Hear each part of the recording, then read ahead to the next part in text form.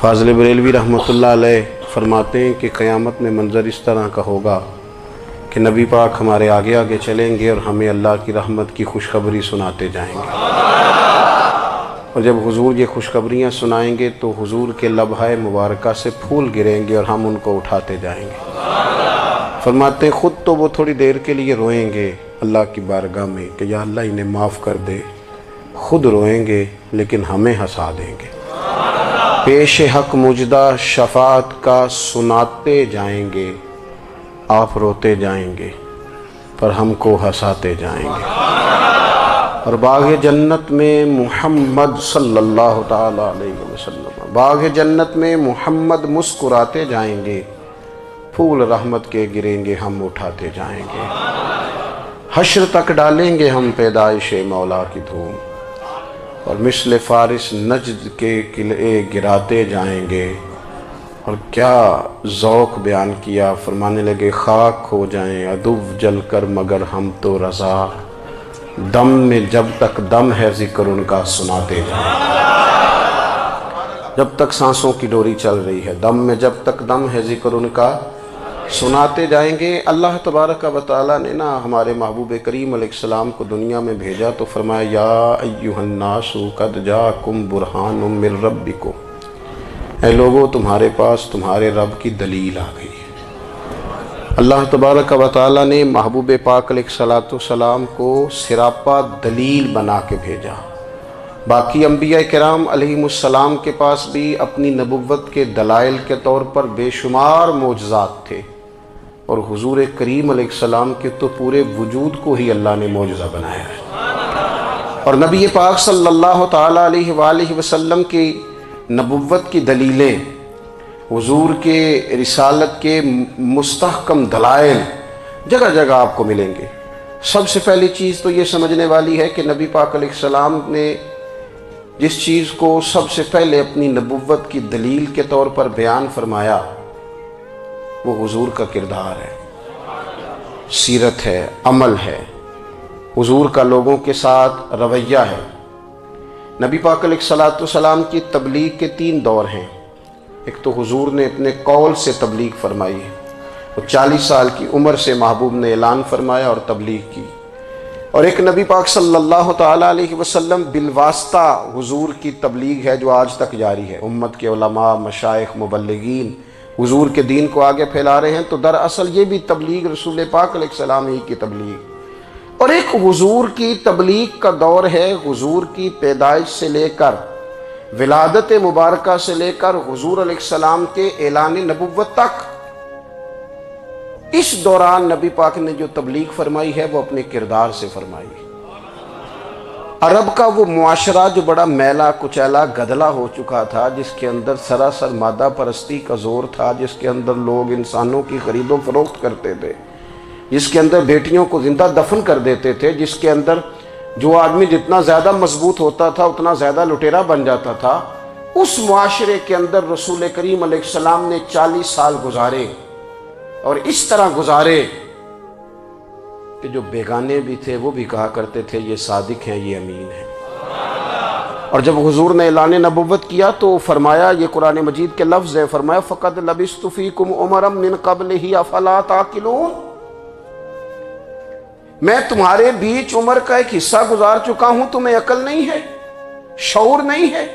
نبی کریم علیہ السلام نے اپنے کردار کو، اپنے عمل کو اپنی نبوت کی دلیل کے طور پر بیان فرمایا۔ وہ تو حضرت حلیمہ بھی فرماتی ہیں نا، جب میں نبی کریم علیہ السلام کو اپنے گھر لے گئی تو میرا اپنا بچہ بھی دودھ پیتا تھا، 2 میرے بیٹے ہو گئے، ایک میری یہ نسبی اولاد اور حضور میری رضائی اولاد۔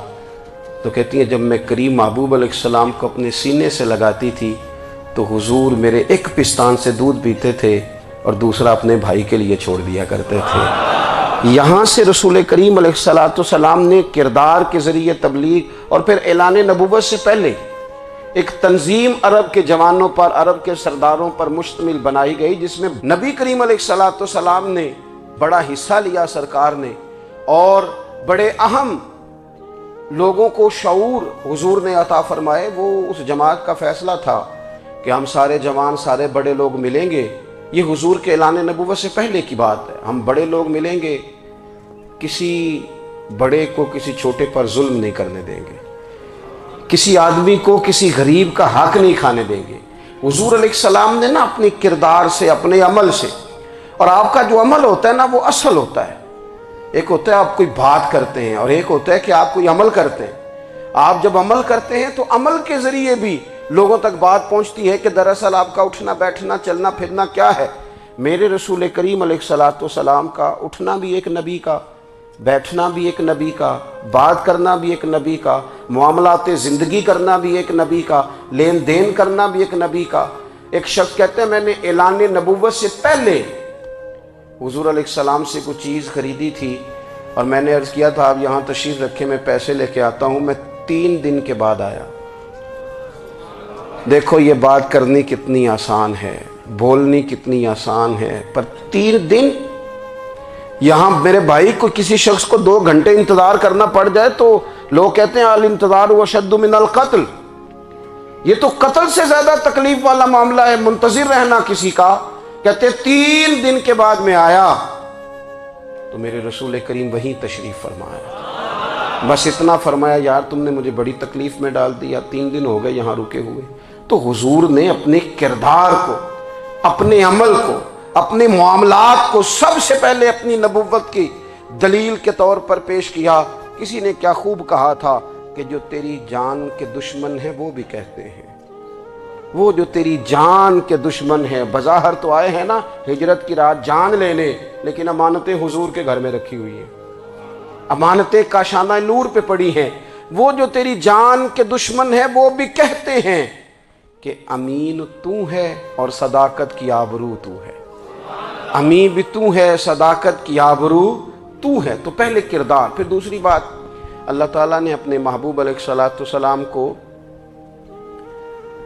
اپنا مطلق نائب بنا کر، اپنا محبوب اعظم بنا کر، ویسے ہی سارے انسانوں کے بارے میں کہا وَإِذْ قَالَ رَبُّكَ لِلْمَلَائِكَةِ إِنِّي جَاعِلٌ فِي الْأَرْضِ خلیفہ، میں زمین میں اپنا نائب بنانے والا ہوں.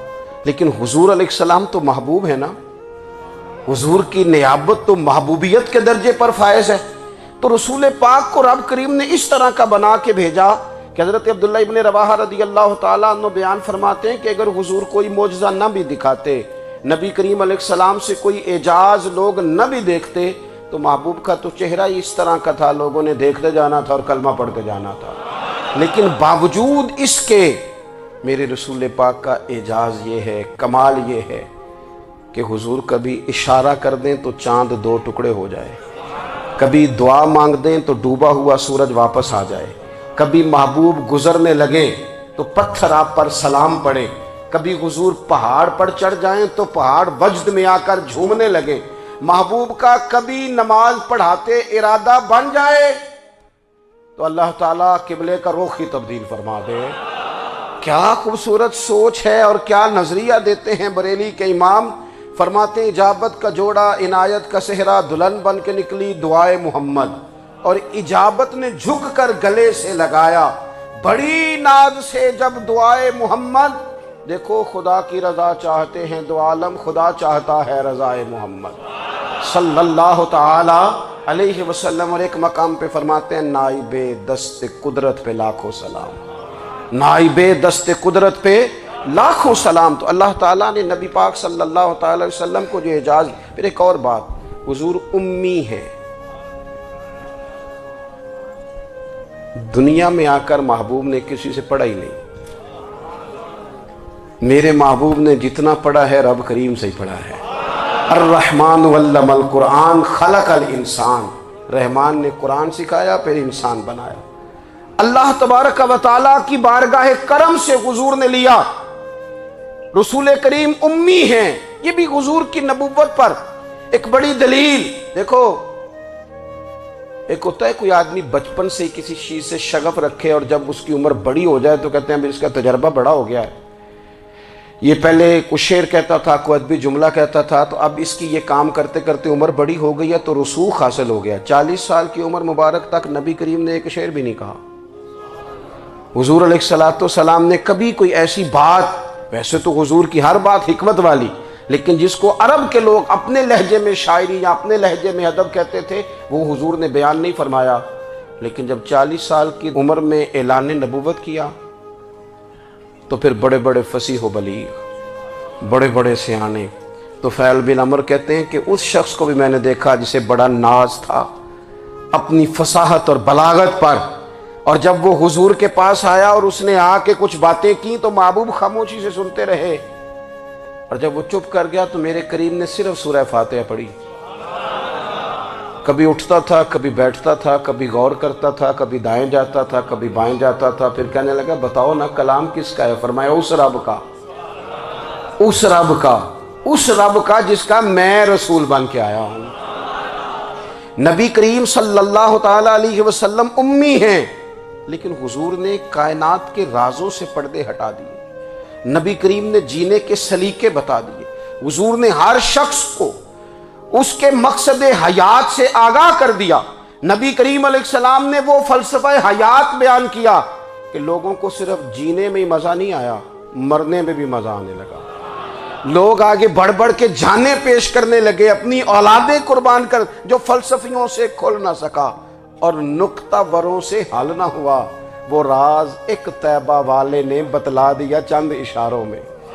محبوب کریم امی ہیں، لیکن حضور نے اس طرح دنیا کو سکھایا، اس طرح دنیا کو پڑھایا، اس طرح حضور نے علم کے چراغ اور دیپ روشن کیے کہ قیامت تک جسے روشنی ملے گی نا اسے صرف دروازہ مصطفیٰ سے ملے گی، اسے رسول کریم علیہ السلام کے در دولت سے ملے۔ کچھ لوگوں نے کہا کہ اپنے پاس سے آیات بنا کے لاتے ہیں، اپنے گھر میں بیٹھ کے دعوے کر لینا تو کوئی مشکل کام نہیں نہ ہوتا، سارے لوگ ہی کر لیتے ہیں، بلکہ وہ ہمارے ایک بزرگ کہا کرتے تھے خیالی پلاؤ پکائیے تے گھیو کدے بھی کٹ نہ پائیے، کیونکہ کون سا پیسوں کا ڈالنا ہے، زیادہ ڈالیں آپ اور زیادہ ڈالیں۔ بہت سارے لوگ ہیں آج بھی، کچھ لبرل ہیں بیچارے، کچھ دین بیزار طبقہ ہے، وہ کہتے ہیں جناب ہمیں تو جدید باتیں بتائیں، ہمیں تو نئے اسلوب کے مطابق لے کے چلیں، ہمیں تو او بھائی سن، میرے نبی پاک علیہ السلام نے فرمایا میرا قرآن کبھی پرانا نہیں ہوگا،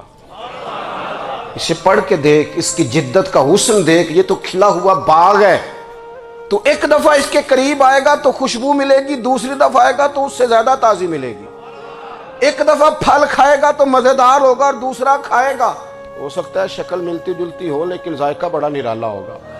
تو تو صحیح نا، جب کچھ لوگوں نے کہا یہ خود سے بنا کے آیات لاتے ہیں تو فرمایا وَإِن كُنتُمْ فِي رَيْبٍ مِّمَّا نَزَّلْنَا عَلَىٰ عَبْدِنَا فَأْتُوا بِسُورَةٍ مِّن مِّثْلِهِ، اگر تمہیں کوئی شک ہے اس میں جو ہم نے اپنے بندہ خاص میں نازل کیا ہے تو تم بھی اس جیسی ایک آیت بنا کے لاؤ۔ اور چلو چیلنج کھلا ہی دے دیا، فرما وَادْعُوا شُهَدَاءَكُم مِّن دُونِ اللَّهِ، اللہ اور اللہ والوں کو چھوڑ دو، تفسیری ترجمہ عرض کر رہا ہوں، یعنی صحابہ کو چھوڑ دو، حضور کے ماننے والوں کو چھوڑ دو، باقی ساری دنیا کے کافر اکٹھے ہو جاؤ، ایک آیت بس قرآن جیسی لے کے آؤ، ایک آیت لے کے آؤ، ان کنتم صادقین، اگر تم سچے ہو۔ جوانوں سنو، کہا ایک آیت، اور یہ چیلنج آج تک قرآن مجید کا موجود ہے، آج تک وَإِن كُنتُمْ فِي رَيْبٍ مِّمَّا نَزَّلْنَا عَلَىٰ عَبْدِنَا فَأْتُوا بِسُورَةٍ مِّن مِّثْلِهِ، تم قرآن کے مقابلے کی ایک صورت لے کے آؤ اور سارے حمایتی اکٹھے کر لو اپنے، ان کنتم صادقین، اگر تم سچے ہو۔ جواب تو ادھر سے آنا تھا نا، لیکن کائنات کے رب نے جواب بھی خود دیا، فرمایا فَإِن لَّمْ تَفْعَلُوا وَلَن تَفْعَلُوا، اگر تم نہ لا سکے، اور فرمایا تم لا سکتے بھی نہیں، اگر تم نہ لا سکے اور تم لا سکتے بھی، نہ خنجر اٹھے گا نہ تلوار تم سے، یہ بازو میرے آزمائے ہوئے ہیں، وَلَن تَفْعَلُوا، تم لا بھی نہیں سکتے، فَاتَّقُوا النَّارَ الَّتِي وَقُودُهَا النَّاسُ وَالْحِجَارَةُ، پھر اس آگ سے ڈر جاؤ جس کا ایندھن آدمی اور پتھر ہے، اُعِدَّتْ لِلْكَافِرِينَ، بنائی کافروں کے لیے، بنائی مومنوں کے لیے تو رب نے جنت بنائی ہے، اُعِدَّتْ لِلْكَافِرِينَ، یہ دوزخ اللہ نے کن کے لیے بنائی ہے؟ اُعِدَّتْ لِلْكَافِرِينَ کہتا ہے کافر کے لیے بنایا۔ تو اللہ تبارک و تعالیٰ نے میرے رسول پاک صلی اللہ تعالیٰ علیہ وسلم کو وہ کتاب عطا فرمائی، اور پھر حضور کی فصاحت و بلاغت، معرفت. دیکھو ایک ہوتا ہے گھنٹوں باتیں کرنا، ایک ہوتا ہے کئی کئی والیم پر مشتمل، کئی کئی جلدوں پر مشتمل کتب کا لکھنا، اور ایک ہوتا ہے کسی بندے کا ایک بات کرنا اور سامنے والے کی طبیعت کو اتنا جگا دینا کہ اگلی بات فوراً ہی اس کی سمجھ میں آ جائے. اور حضور نہ کسی کی انا کو نہیں جگاتے تھے. ہم بعض اوقات کسی سے خطاب کرتے ہیں، بات کرتے ہیں تو سامنے والے کی انا کو جگا دیتے ہیں، ٹھیس پہنچاتے ہیں. وہ کہتا چل پھر تگڑا ہو جا، میں بھی آیا. حضور انا نہیں جگاتے تھے، میرے نبی پاک ضمیر جگاتے تھے تاکہ وہ شخص فیض حاصل کر سکے، اسے کچھ ملے. نبی کریم کا جو انداز تکلم ہے وہ اس طرح کا ہوتا تھا کہ انسان خود بخود کھل اٹھتا تھا کہ مطلب یہ بات ہونے کیا لگی ہے، مطلب حضور کیا فرمانے لگے. نبی کریم صلی اللہ تعالی علیہ وسلم ایک دن محبوب کریم نے صحابہ کے بھی حضور کی فصاحت و بلاغت دیکھے. فرمایا محبوب نے کتنا نادان ہے وہ شخص جو اپنے ماں باپ کو گالی دے. کھلی ہو گئی لوگوں کی آنکھیں، کان کھڑے ہو گئے کہ یا رسول اللہ کون ایسا بدبخت ہے جو ماں باپ کو گالی دے گا. اب جب سوالات ذہنی سطح پر پوری طور پر ابھر گئے نا تو اب رسول کریم نے بات سمجھائی. یہ ہے فصاحت و بلاغت، تیرے آگے ہیں یوں دبے لچے فصحا عرب کے بڑے بڑے، کوئی جان منہ میں زبان نہیں بلکہ جسم میں جان نہیں. یا رسول اللہ کون ایسا نالائق ہے جو ماں باپ کو گالی دے. اب جب ذہنی سطح یہاں تک ابھر آئی تو اب حضور نے سمجھایا، فرمایا جب تم کسی کے ماں باپ کو گالی دو گے نا تو وہ بھی تو جواب میں تمہارے ماں باپ کو دے گا نا. تو فی نفس ہی یہ تم نے خود ظلم کیا ہے اپنے ماں باپ پر. کیوں تم نے ایسا لہجہ اختیار کیا کہ جس سے سامنے والے کی انا جاگ جائے اور وہ تمہارے مقابلے میں آ کر کے کھڑا ہو جائے. کیوں تم نے اس طرح کے انداز اختیار کیے کہ جس سے سامنے والا بھی سارے پنجے کھڑے کر کے باہر نکل آئے اور کہے آ جاؤ پھر میں بھی میدان میں حاضر ہوں. رسول کریم کی فصاحت بلاغت دیکھیں نا، حضور 2-4 جملوں میں ساری بات سمجھا جاتے ہیں. ایک حدیث پاک اگر ہماری سمجھ میں آ جائے، ایک روایت نبی پاک صلی اللہ تعالی علیہ وسلم نے فرمایا خوبصورت مسلمان وہ ہے جو بے مقصد باتوں کو چھوڑ دے. لو اس سے پوری زندگی سجائی جا سکتی ہے، ایک جملے سے پوری زندگی سواری جا سکتی ہے. کوئی لمبی چوڑی باتوں میں جانے کی ضرورت نہیں. کہا خوبصورت مسلمان یہ ہے جو بے مقصد باتوں کو چھوڑ دے، لا یعنی باتوں کو. کیا کہتے ہیں ہمارے دیہات کے لوگ، جڑے پنڈ جانا نہیں ادھر راہ پوچھنے دی. لیکن آج کل لوگ باز آندے یعنی جس بات کا بالکل تعلق نہیں نا وہ بات بھی کرتے جاتے ہیں، جس کا شعبہ ہی نہیں وہ بھی چھلانگ لگا لگا کے اس میں آ جاتا ہے. ہم اپنا وقت ضائع کرتے ہیں، اپنی صلاحیتیں ضائع کرتے ہیں، اپنا نقصان کرتے ہیں. ہم اپنا کام صحیح کر کے نہیں کرتے اور دوسری ساری دنیا کو ٹھیک کرنا چاہتے ہیں. او بھائی آپ جس جگہ جس شعبے سے تعلق رکھتے ہیں آپ اپنے معاملات میں مضبوطی پیدا کریں. حضور نے اپنی فصاحت کے ساتھ بلاغت کے ساتھ لوگوں کو قائل کیا اور قرآن مجید کی تاثیر کا یہ اثر میرے کریم رسول نے دکھایا کہ رات کو جب حضور بیٹھ کے قرآن پاک پڑھتے تھے نا، جب یاسین والے نبی خود یاسین کی تلاوت کریں، جب طٰہٰ والے محبوب خود طٰہٰ کی تلاوت کریں، غور کرو نا جب مدثر والے محبوب خود ان جملوں کو ادا کریں، یعنی جن کے بارے میں آیت آئی ہے جب وہی یہ آیت پڑھیں کہ اِنَّا أَعْطَيْنَاكَ الْكَوْثَرَ، یعنی جن کا ذکر ہو رہا ہے جب وہ یہ بات کریں کہ یا ایھا النبی انا ارسلناک شاہدا ومبشرا ونذیرا لتؤمنوا باللہ ورسولہ وتعزروہ وتوقروہ وتسبحوہ بکرۃ واصیلا، جن کے بارے میں آیت آئی ہے جب وہ یہ کہہ رہے ہوں کہ ورفعنا لک ذکرک، جب وہ کہہ رہے ہوں والضحیٰ واللیل اذا سجا، ذرا اس کیفیت کو دیکھیں جب محبوب خود پڑھ رہے ہوں اور جو حضور پر آئی ہیں اس کا ذائقہ، اس کا لطف، اس کا انداز بھلا کیا ہوگا. حضور جب رات کو پڑھتے تھے نا قرآن پاک تو جو پکے کافر تھے نا ابو جہل جیسے لوگ وہ بھی جھاڑیوں میں چھپ چھپ کے مدینے والے کی تلاوت سنا کرتے تھے، حضور کی تلاوت سنا کرتے تھے. یہی بہتر ہے کہ پردوں میں وہ پردہ پوش رہے، وہ اگر پردے ہٹا دے تو کسے ہوش رہے. رسول کریم علیہ السلام کی تلاوت کا سننا، قریب جانا، یہ اعجاز ہے. حضرت فاروق اعظم کہتے ہیں میں طبیعت کا بڑا ڈاڈا تھا، مزاج کا بڑا سخت تھا، زندگی ہمیشہ ڈٹ کر گزاری، باتوں پر کھڑا رہنا آتا تھا، اور جب میری بہن نے مجھے چند آیتیں سنائی نا تو میں تڑپ ہی گیا۔ گھروں آیا سا مار مقامنے نو، ہن مینو مار دے لے چلو، اوے متے عمر دی عمر برباد ہو جائے جتھے عمر سوار دے لے چلو۔ یہ اعجاز ہے رسول کریم صلی اللہ تعالی علیہ وسلم پر نازل ہونے والی کتاب کا۔ پھر حضور نے خبریں دی، نبی پاک نے خبریں دی، حضور نے فرمایا روم فتح ہوگا، وہ ہوا۔ نبی کریم علیہ السلام نے فرمایا شام فتح ہوگا، تو شام فتح ہوا۔ فرمایا ایران فتح ہوگا، تو ایران فتح ہوا۔ سراقہ بن مالک کہتے ہیں ایک گاؤں پر بھی مسلمانوں کی حکومت نہیں تھی، ایک گاؤں پر۔ حضور مکہ مکرمہ سے نکل رہے تھے، مدینہ طیبہ تشریف لے جا رہے تھے، ابھی راستے میں تھے، میں 100 سرخ اونٹوں کے لالچ میں معاذ اللہ حضور کو گرفتار کرنے پہنچ گیا۔ محبوب نے حکم دیا، حضور کا معجزہ میں نے آنکھوں سے دیکھا، میرا گھوڑا زمین میں دھستا چلا گیا، میں نے معافی مانگی، حضور نے معاف کر دیا۔ میں نے سمجھا اچانک ہو گیا ہے، یہ منوانا بھی بڑا مشکل کام ہے۔ شجر و حجر پہچان گئے، انسان کی نظروں میں شاکی رہا۔ یہ کچھ ایسے لوگ ہیں جن کو منوانا توبہ توبہ، ماننے کو تیار نہیں، دیکھ دیکھ کے بھی ماننے کو تیار ہے نہیں، ماننے کو تیار ہی نہیں۔ کہتے ہیں کہ میں نے پھر چاہا آگے بڑھنا تو پھر زمین کے اندر میرے گھوڑے کے پیر دھنسنے لگے، پھر معافی مانگی۔ کریم تیرے معاف کرنے کی ادا پہ بھی قربان جائیں۔ یہ نہیں فرمایا کہ تو بار بار یوں ہی کرتا ہے، فرمایا معافی مانگتا ہے، جا میں نے معاف کیا۔ کہتے ہیں 3 دفعہ میں آگے بڑھا، 3 دفعہ حضور نے معاف کیا تو مسکرا کے فرمانے لگے تو یہاں مجھے گرفتار کرنے آیا ہے، وہ کیسر روم کا علاقہ فتح ہوگا۔ وہ کنگن جو پہنتا ہے نا ہاتھوں میں، بادشاہ کے کنگن معروف ہیں، وہ تیرے ہاتھوں میں آئیں گے۔ اللہ کرے آپ سمجھیں، یہ جو لوگ ڈری ڈری سہمی اور ہمارے بچے مایوسی کی معاذ اللہ باتیں کرتے ہیں، وہ دیکھیں حضور کس طرح کی گفتگو فرماتے ہیں۔ ابھی ایک گاؤں پر بھی اسلام کی حکومت نہیں، لیکن حضور کا خبر دینے کا انداز۔ کریم فرمانے لگے وہ کیسر روم کے جو کنگن ہوں گے وہ تیرے ہاتھوں میں آئیں گے۔ جناب سراقہ بن مالک فرماتے ہیں کہ میں مسلمان ہو گیا، حضور کا وصال ہو گیا، کنگن نہیں آئے۔ حضرت ابوبکر صدیق کا وصال ظاہری ہو گیا، کنگن نہیں آئے۔ جناب عمر کا دور آ گیا، سراقہ بوڑھے ہو گئے۔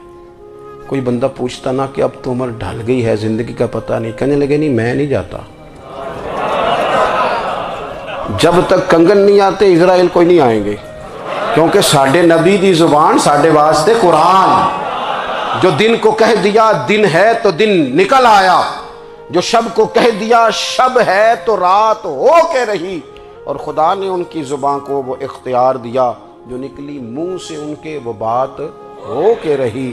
اور فاضل بریلوی کا تو انداز ہی پھر انوکھا ہے نا، وہ تو کہتے ہیں وہ زبان جس کو سب کن کی کنجی کہے، جس کو سب کن کی کنجی کہیں، اس کی نافذ حکومت پہ لاکھوں سلام۔ کہنے لگے نہیں آتے حضرت اسرائیل، فکر نہ کرو، بوڑھے ہو گئے تھے، نکلنا گھر سے بند کر دیا تھا، حضرت عمر کا دور تھا، کنگن آ گئے۔ حضرت فاروق اعظم نے ان کے پوتوں سے، نواسوں سے، بچوں سے کہا جاؤ بلا کے لاؤ، کا دادا جان بوڑھے ہیں، فرمایا تم کان میں کہہ دینا کنگن آ گئے، پھر تم دیکھنا تو صحیح۔ پھر حضرت سراقہ آئے، حضور نے جو خبریں دیں، نبی پاک علیہ السلام نے جو گزشتہ قوموں کے احوال بیان کیے، اور پھر میرے نبی پاک علیہ السلام نا دنیا میں عزتیں دینے آئے۔ عزتیں، یہ مزاج ہمیں کم کرنا چاہیے۔ یہ جو ہم ساری زندگی اس کام میں لگا دیتے نا، کسی کو نیچا کیسے دکھانا ہے، یہ انداز حضور نے نہیں ہمیں دیا۔ اب دیکھو حضور تشریف لائے تو ہمیں پتہ چلا کہ حضرت یوسف جیسا سونا کوئی نہیں، حضور تشریف لائے تو ہمیں پتہ چلا کہ حضرت داؤد جیسی خوبصورت آواز کسی کی نہیں، حضور تشریف لائے تو ہمیں پتہ چلا کہ جناب عیسیٰ علیہ السلام کا فقر اختیاری کس طرح کا تھا، محبوب تشریف لائے تو ہمیں پتہ چلا کہ حضرت موسیٰ کا جلال کس طرح کا تھا۔ یہ تو حضور آئے تو نبی پاک علیہ السلام نے اس کی بھی عظمت بیان کی، اس کی بھی شان بیان کی۔ حضور نے بتایا کہ ابوبکر صدیق کی شان کیا ہے، فاروق اعظم کا مرتبہ کیا ہے، عثمان غنی کی حیا کیا ہے، مولا علی کی شجاعت کیا ہے، اہل بیت نبوت کی عظمت کیا ہے۔ حضور آئے عزتیں دینے، ماں کو عزت دی مدینے والے رسول نے۔ کہا جس کا باپ راضی ہو گیا اس کا رب راضی ہو گیا۔ فرمایا جو 2 بیٹیاں 3 بیٹیاں 4 بیٹی بہنیں یا 1 بیٹی یا بہن بیاہ کے آ گیا نا، اس طرح میری 2 انگلیاں جڑی ہوئی ہیں، میرے ساتھ جڑ کے جنت میں جائے گا۔ رسول کریم صلی اللہ تعالی وسلم نے عزت دی، عزت دی۔ حضور عزتیں دینے، کوئی اعزاز نہیں، ان پڑھ بندہ ہے، سادہ ہے، غریب ہے، مزدوری کرتا ہے، ہاتھوں پہ چھالے۔ یا رسول اللہ اس کا بھی کوئی اعزاز ہے؟ قربان جائیں، میرے کریم نے عزت دی، فرمایا محنت کر کے روزی کمانے والا تو اللہ کا دوست ہے۔ یہ اینٹیں اٹھانے والا، یہ مشقتیں کرنے والا، یہ صبح دیہڑی پہ جانے والا، یہ بیچارہ جو اچار سے روٹی کھاتا ہے، تو نے ہر شخص کی قسمت میں یہ عزت لکھی اور آخری خطبے کی صورت میں وصیت لکھی۔ رسول کریم نے ہر بندے کو اعزاز دیا، عظمتیں دی۔ حضور عزتیں دینے آئے، نبی پاک علیہ السلام نے اعزازات دیے، حضور نے نوازا۔ یہ ساری چیزیں میرے رسول پاک کی تشریح، اور پھر یہ جو حضور کے صحابہ اور اہل بیت ہیں نا، یہ بھی میرے نبی پاک کی نبوت کی دلیل ہے۔ اتنی جلدی انقلاب آیا نہیں کرتے، وہ کل تک جو رہزن تھے حضور نے راہبر بنا دیے۔ وہ لوگ جو کل تک ایک دوسرے کے گلے کاٹ کے کھاتے تھے، ایک دوسرے کو مارتے تھے، تکلیف پہنچاتے تھے، برادری ازم پہ لڑتے تھے، حضور نے بھائی بھائی بنا دیے۔ ایک پلیٹ میں کھانا کھانے لگے، سیدنا بلال حبشی، صہیب رومی، سلمان فارسی، حضور نے یوں کر کے ملا دیا۔ نبی کریم علیہ السلام نے تقسیمیں ختم کر دی دنیا میں۔ حضور کے صحابہ نے اپنا کردار اس طرح کا دکھایا، اتنا بلند کیا، اور صحابہ کرام علیہم رضوان اس کو دیکھ کر اتنی بلندیوں پہ گئے کہ گواہیاں اللہ کا قرآن دیتا ہے۔ فرمایا محمد الرسول اللہ والذین معہ اشداء علی الکفار رحماء بینہم تراہم رکعا سجدا یبتغون فضلا من اللہ ورضوانا۔ فرمایا یہ جو میرے محبوب کے ساتھ والے ہیں کافروں پر سخت ہیں، آپس میں نرم دل ہیں، تم جب بھی انہیں دیکھو گے سجدے کرتے دیکھو گے، رکوع کرتے دیکھو گے، تم انہیں دیکھو گے اللہ کی رضا کے متلاشی ہیں۔ انہیں ساری مادہ پرستی سے نکال کر محبوب نے رب کی رضا کے رستے پہ ڈال دیا۔ میرے نبی کریم سید عالم صلی اللہ تعالیٰ علیہ وسلم کی نبوت کے دلائل کے طور پر یہ ساری چیزیں آئیں۔ بس میں بات سمیٹنے لگا ہوں۔ حضور کا جو اخلاق ہے نا، وہ بھی نبی کریم علیہ السلام کی نبوت کی بہت بڑی دلیل ہے۔ وَإِنَّكَ لَعَلَىٰ خُلُقٍ عَظِيمٍ۔ محبوب ہم نے آپ کو نا خلق عظیم کا مالک بنایا ہے۔ کچھ لوگ سمجھتے ہیں صرف آپ کا بولنے کا انداز ٹھیک ہو تو آپ با اخلاق ہے۔ نہیں بھائی، بولنے کا انداز ٹھیک ہونا با اخلاق نہیں، سچ بولنا اخلاق کی علامت ہے۔ آپ کا حق بات کرنا اخلاق ہے، آپ کا صحیح گواہی دینا اخلاق ہے، آپ کا اللہ تعالیٰ کی طرف سے آزمائش آنے پر صبر کا مظاہرہ کرنا اونچا اخلاق ہے۔ رب نعمت دے تو آپ کا وجود ڈھلتا جائے شکر میں، یہ اخلاق ہے۔ رب کریم اگر آپ کو کسی وقت کسی آزمائش میں اپنی حکمت سے ڈالتا ہے تو عزت نفس کو برقرار رکھنا، خودداری کو برقرار رکھنا، یہ اخلاق۔ نبی پاک نے اعلیٰ ترین اخلاق کی بات بتائی، اعلیٰ ترین۔ حضور نے لوگوں سے بیعت لیتے وقت کہا تھا میرے ہاتھ پر بیعت کرو، چوری نہیں کرو گے۔ نبی پاک علیہ السلام نے مختلف امور پر بیعت لی۔ حضرت حکیم بن حزام کہتے ہیں حضور نے میرے ہاتھ پہ ہاتھ رکھ کے کہا میرے ہاتھ پہ ہاتھ رکھ کے بیعت کرو کہ کسی دنیا دار سے سوال نہیں کرو گے، خودداری سے زندگی گزارو گے، عزت نفس سے، جو رب نے تمہیں دیا ہے تم اس پر راضی رہو گے۔